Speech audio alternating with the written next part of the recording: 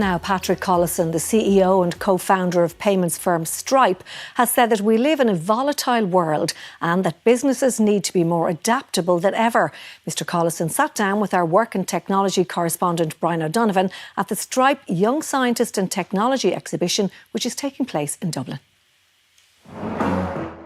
Patrick Collison is a multi-billionaire, the co-founder and CEO of global financial technology firm Stripe. He won the Young Scientist competition in 2005. Now his company is the main sponsor of the event.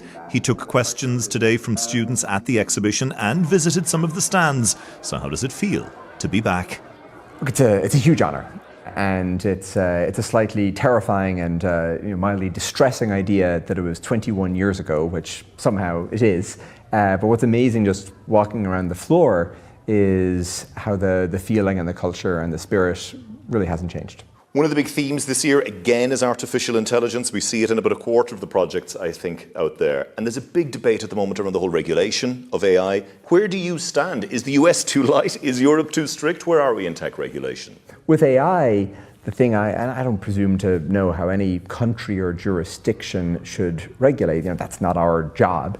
But the thing that I'm continually amazed at, and as these projects outside are reminders of, it's just so early. We do see a lot of the tech CEOs moving towards the Donald Trump realm of thinking, lighter regulation. What does that mean for you as a tech CEO? In the European context, what I think about is if you look at the number of, and then Mario Draghi described this very eloquently in his recent report, if you look at the set of businesses of really significant technology companies that have been started respectively in Europe and the US over the last 50 years, it's enormously weighted in the US's favor. And that's not just a story of regulation, it's a story of capital markets, it's a story of entrepreneurial ecosystems, it's a story of different national markets and those. So there's lots of things going on.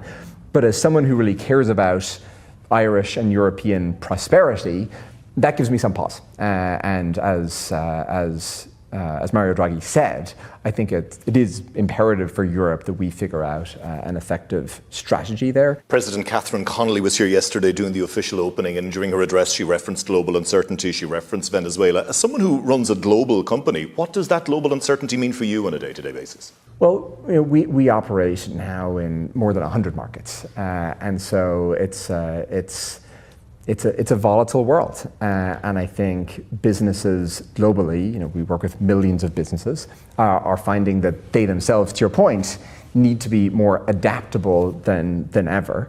And I think this is part of the reason as to why the Stripe business has been as fortunate as it has been over the last 5 years, where it's been a story of one disruption after another. Whether it's COVID, supply chain shocks, de-globalization, re-globalization tariffs.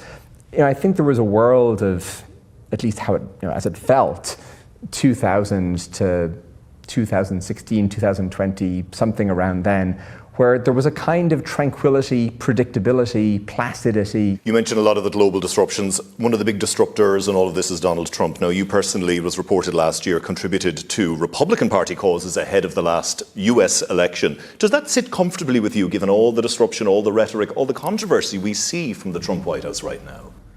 Well, Stripe has always been a bipartisan company, and I think it's a failure mode of any business to become a political entity. We're building infrastructure. I think it's important that Stripe operates reliably under any government in any of the markets in which we operate, and we'll obviously continue to do that. Your brother made some headlines last year talking about infrastructure deficits in Ireland and planning problems in this country. Are they sentiments and concerns that you share? He knows more about infrastructure in an Irish context than I do. I've recently been publishing and tweeting book reviews, and so Stripe is a company building economic infrastructure. We think about economics, and I'm aware of my comparative advantage, and he knows infrastructure. Just finally, to end where we began, what advice do you give to the young scientists of today who might want to someday end up like Patrick and John Collison?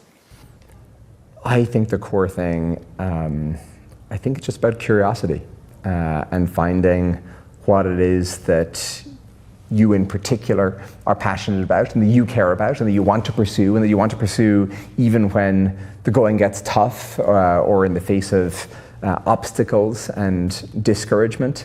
And the good news is it's very clear from the exhibition this year that curiosity is very much alive and vitally well among Irish, not only secondary school students, but also primary school students. I was just receiving an explanation on the dynamics of blood coagulation from some very precocious primary school students. And so that's tremendously heartwarming. And I think at the heart of all of this is curiosity.